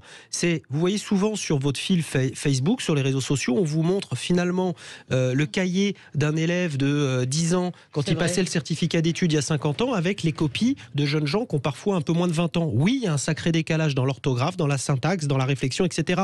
Il aurait pu faire ça. Il aurait pu quelque part faire un espèce de trade sur les réseaux sociaux en disant regardez mes élèves d'aujourd'hui en anonymisant la copie. Ça n'aurait pas eu le même impact, Sébastien. Oui, vous savez très bien. Vous savez très bien. Là, on en parle vraiment. C'est bien finalement. Après, reste à savoir, Philippe Bilger, sur ces actes qui on vise. Là, on a l'impression, contrairement à Robin des Bois qui prenait aux pauvres pour donner aux riches, là, c'est les pauvres, c'est-à-dire les étudiants qui sont pénalisés, même s'il dit que les copies n'étaient pas bonnes. Je comprends très bien ce qu'a dit Laurence. Ce qui me gêne, c'est que il me semble qu'aujourd'hui, ce genre d'actes se multiplie. Il cherche à apparaître comme des modalités d'argumentation d'opposition normale et je suis vraiment un petit peu gêné par la manière dont l'argument du désespoir vient en permanence, souvent en tout cas, expliquer des actes purement délirants. Peut-être parce ça que... met mal à l'aise. Alors, mais moi, je pense que vous êtes suffisamment subtil, Philippe, pour pas tomber là-dedans. Vous avez considéré que c'était un problème. Nous ne savons pas ce qu'il y a dans la psyché de ce professeur. Et moi, je le redis, il vaut mieux qu'il brûle des copies plutôt que de se brûler lui-même. Je dis ça parce que je me souvenais plus que c'était à Montpellier, mais j'avais ce souvenir extrêmement douloureux de cette professeure qui s'est. Et je repense moi à ces policiers, à ces fonctionnaires. Il faut quand même se poser la question du nombre de fonctionnaires. Moi, dans ma famille, donc il y a beaucoup d'enseignants. Vous savez que c'est le métier où il y a la plus grande proportion de dépression nerveuse et de suicide avec les policiers. Donc posons-nous quand même la question de savoir pourquoi on en arrive là. Pourquoi un policier sort de son commissariat et se bute chez lui. Pourquoi un prof s'immole. Non mais ce qui est intéressant dans ce dossier, si on peut l'appeler un dossier, c'est de dire que il aurait pu faire comme plein de gens, dire elles sont mauvaises, on s'en fout, voilà. Je suis fonctionnaire, ils se débrouillent avec l'éducation nationale. C'est peut-être ça qu'il faut aller chercher derrière aussi, de se dire à un moment donné, ce sont des gens qui prennent quelque chose de pas bien à bras le corps pour dire il faut que ça s'arrête parce que les enfants qu'on va mettre sur la route, elle est coupée déjà. Mais vous pourriez, Cécile, ajouter une autre facette à votre raisonnement, considérer que cet homme n'avait peut-être pas la personnalité assez forte et assez solide pour affronter le beau et dur métier d'enseigner. Absolument, mais ça, je ne sais pas. On ne sait pas parce qu'il y a beaucoup d'enseignants qui commencent et ça se dégrade parce que leurs conditions sont vraiment très très difficiles. Et ça, Laurence, elle peut en témoigner. Vous avez des gens, on commence à enseigner souvent par passion et puis on souffre. C'est vrai ou c'est faux? Allez, vous restez avec nous. On fait une toute petite pause. On revient dans un instant avec ce sujet. Un invité qui arrive dans notre studio et puis pas mal d'appels au standard sur ce sujet. C'est Les Vraies Voix. On est ensemble jusqu'à 19h. À tout de suite. À tout de suite. Les Vraies Voix Sud Radio, 17h-20h. Frédéric Brindel, Cécile de Minibus. Et chers amis, nous revenions sur cette information de ce professeur de lycée, de bac pro d'anglais, qui a, soyons clairs, brûlé les 63 copies des bacs, des copies de bac de ses élèves. Un geste de protestation, un geste de désespoir, un geste inutile, un geste crétin, un geste voilà. Il y en a pour tous les goûts sur notre compte Twitter et vous pouvez continuer de nous appeler et de commenter 0826 300 300. Et nous recevons Laurent Koski. Dites-le. Allez-y. On a un beau témoignage déjà de Laurent. Je ne veux pas écorcher son nom. Alors, Laurent Zamechkowski, vice-président et porte-parole de la PEP, la Fédération des parents d'élèves de l'enseignement et du public. Bonsoir, merci d'être avec nous. Merci Bonsoir. Laurent, vous nous avez écoutés en venant, en nous retrouvant dans le studio. Des circonstances atténuantes avancées par le monde enseignant. Vous, côté parents? Alors déjà, la première chose, je pense aux élèves qui ont vu leur copie brûler. Ils risquent de ils vont devoir repasser l'épreuve. Donc déjà, c'est quand même très dur pour eux. Donc je pense que la première chose, c'est de pas oublier ça. La deuxième chose, je ne sais pas si ce monsieur est un déséquilibré ou si c'est un acte politique. J'ai cru comprendre qu'il avait commencé dans le lycée pro en janvier. C'est un contractuel. Je suis même pas sûr qu'on puisse parler d'un enseignant. Oui. Ah d'accord. Ah bah oui. Donc mais ça pose le vrai problème, c'est l'accès à l'école. Qui on met devant nos enfants? Aujourd'hui, vous vous rendez compte qu'un déséquilibré peut être comme ça, rentrer à l'école et faire ce qu'il veut. Mais ça met en danger la sécurité des enfants, des élèves, mais aussi des collègues. Alors, on ne sait pas s'il est déséquilibré pour l'instant. Hein. On ne sait pas grand-chose, mais on s'avance un petit peu fort sur ça. Ces problèmes de santé que vous pourriez aider. 0826 300 300. Sandrine voulait réagir. Oui, bonjour. Bienvenue, Sandrine. Bonjour. Moi je suis professionnelle, je suis agricultrice et je donne des cours de zootechnie dans un lycée agricole en tant que vacataire. Et moi je constate que, par rapport à mes collègues, parce que j'aime beaucoup discuter avec mes collègues, et qui sont dans l'enseignement, français, prof de français, d'anglais, tout ça, biologie surtout, parce que j'aime bien, et ils me disent que à partir du moment qu'il faut apprendre, c'est compliqué pour eux. Ok, ils sont trop dans le professionnel, ils voient trop la technique, mais la technique, ils veulent pas savoir, ça fonctionne comme ça. Alors moi, avec mes élèves, ça se passe bien avec ma matière, mais en plus parce que je suis chef d'exploitation, j'ai une ferme, j'ai une exploitation, donc moi, ce professeur, pour moi, c'est un acte désespéré. Je confirme ce que disait justement l'autre auditrice, parce que à un moment donné, si vous voulez, les programmes, on est obligé, on a une notation, on a un référentiel, il faut s'adapter au référentiel, on n'a pas beaucoup d'heures des fois, moi il manque d'heures parce que je parle beaucoup et que j'ai beaucoup, et puis en plus, à un moment donné, il faut un maximum qu'ils apprennent un maximum de choses parce qu'ils se retrouvent au bout du bac pro dans la vie active. Il faut le préciser. Donc ils ont tout juste 18 ans, 20 ans, et ils se retrouvent dans la vie active, mais ils n'ont pas la maturité. Je suis désolée, mais ils n'ont plus cette maturité comme nous, on l'a eu à l'époque. Moi, j'ai 50 ans, où on sortait d'un bac, qui sortait, à l'époque, c'était le BEP, et après, tu introduisais une classe de première. Là, le référentiel, la plupart, ils sont en CAP, ce que me disaient mes collègues. Et de CAP, il faudrait qu'ils partent directement en première. La plupart qui sont en CAP, il faudrait qu'ils fassent une seconde. Ah, mais non, mais il ne faut pas qu'ils fassent une seconde, il faut que directement ils aillent en première. Mais ils n'ont pas le niveau. Ils n'ont pas le niveau. Alors, c'est ni marrant pour les collègues, c'est ni marrant pour eux. Et puis, à la fin, moi je vois, j'ai eu passé des examens, je fais passer des fois des affaires en tant que professionnel et en fait après ça se suit parce que ces jeunes après ils veulent s'installer et puis d'un seul coup ils se disent ouais super, on a un projet, et les formateurs se rendent compte que ça tombe par rond. Voilà. Sandrine, dans le Tarn-et-Garonne, alors témoignage effectivement enrichissant. Sandrine, j'entends ce que vous dites, acte désespéré, je retourne vers Laurent Zamechkowski, donc désespéré, ça veut dire qu'il y a des gens désespérés qu'on met en face de nos élèves. C'est le même problème pour vous?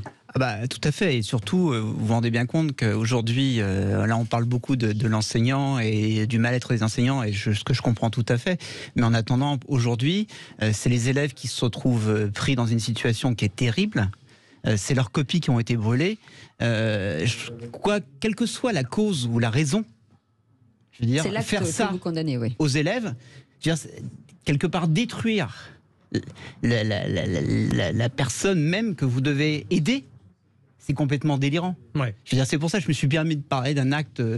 C'est la portée de l'acte, justement, qui pose question. Et ce qui pose question, pardon de vous couper, c'est l'encadrement. Parce que si on estime que cette personne n'est pas assez forte pour tenir une classe, il y a aussi un problème d'encadrement. En fait, donc après, il y a effet boule de neige, Philippe Bilger. Oui, mais vous avez raison. Là où je rejoins Laurent, si vous le permettez, c'est le fait que l'acte de base, c'est le fait d'avoir brûlé. Françoise l'a dit également tout à l'heure. Et ensuite, on peut, évidemment, l'encadrement.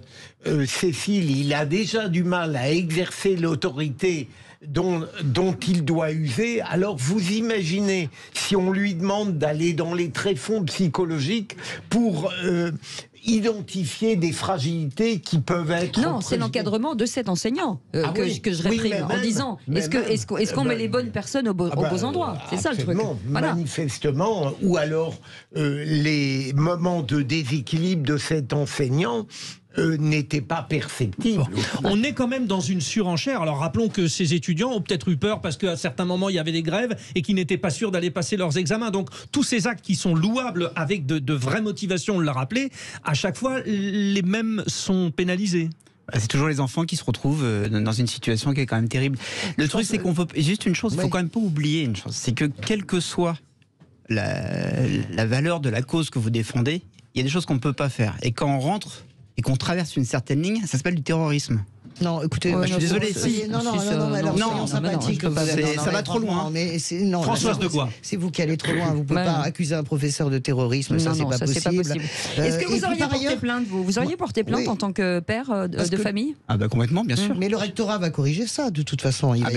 J'espère bien. Évidemment qu'il va corriger ça. Moi, j'ai un peu de mal avec, vous rejoignez Philippe Biégère là-dessus, avec cette idée de c'est un déséquilibré, etc. Posons-nous les bonnes questions. Les enseignants font pas ça. Mais écoutez, moi, je n'en sais rien. J'ai jamais vu ça.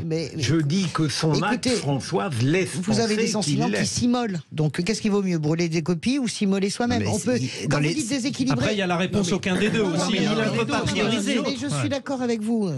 Pas tous en même temps. Un enseignant ne fait pas de mal à ses élèves. Mais on est d'accord avec. Ça dépend. Un enseignant pédophile fait du mal à ses élèves. Donc arrêtez. Ça c'est dégénéralisé. Mais vous dites terroriste, c'est quand même extrêmement violent. Ouais, vous ne pouvez pas aller dans ce registre-là. Vous êtes aussi violent que. Est-ce que votre syndicat va déposer plainte contre ce. Parce que bon, vous n'êtes pas donc parents des différents élèves concernés, mais vous êtes vice-président d'un syndicat pas neutre, qui est l'un des Fédération des parents d'élèves et d'enseignement public de France. Est-ce que la PEP, puisque c'est la PEP, est-ce que va déposer une plainte contre ce monsieur? Alors avant tout, déjà, c'est aux parents des 63 élèves de voir ce qu'ils veulent faire. Nous, on n'est pas là pour leur dire ce qu'ils doivent faire. Ils vont prendre leurs responsabilités. Vous pourriez le faire au nom de l'éthique, de la morale, en tant que syndicat. Vous pouvez le faire. Si on est représenté dans l'établissement, on le fait. Sinon, on ne va pas prendre des responsabilités à la place d'autres parents. Il y a un moment où il faut chacun avoir sa place. Il risque très gros, le professeur. Oui, nous l'avons rappelé. 150 000 € d'amende. Ceci dit, la peine est disproportionnée. Je suis pas d'accord. C'est à la hauteur du geste. Ah non, voilà. 10 ans de prison pour brûler des copies, il faut pas. Non, mais tu sais très bien qu'il les prendra pas. Mais vous dites des copies de bac. Il aura pas grand-chose. Il aura quoi, monsieur le procureur? Pas grand-chose. Il aura du sursis et il aura une peine. Voilà, écoute la voix de la sagesse. Excuse-moi, 10 ans de prison pour brûler des copies de bac, toi tu trouves que c'est quand même une idée? Vous n'êtes pas en train de disjoncter là? Mais c'est considérable, on est au sommet théorique de la peine. Au sommet théorique, je suis d'accord avec toi. D'accord, mais il aura du sursis, c'est sûr. S'il a un procès. Il aura un rappel à la loi. Non, plus que ça. Allez, merci à vous tous, notamment vous, Laurent Zamechkowski, vice-président et porte-parole de la PEP, qui est passé nous voir. Merci et continuez de représenter les parents. Merci aussi Sandrine. À vous qui êtes intervenu, Sandrine, au 0826 300 300. Et puis notre Laurence également, institutrice. Merci Philippe Biégère, merci Françoise de Gois, merci beaucoup Sébastien Ménard. Ah bah oui, mais on veut rester, nous. Ça va vite, ça va vite. Vous déconnez. Dans un instant, les vraies voix qui font rouler la France. On va parler d'Alpine pendant une demi-heure. On va rouler en Alpine, Cécile. On va rouler en Alpine, monsieur. Ben oui, on est comme ça, nous. Allez, à tout de suite.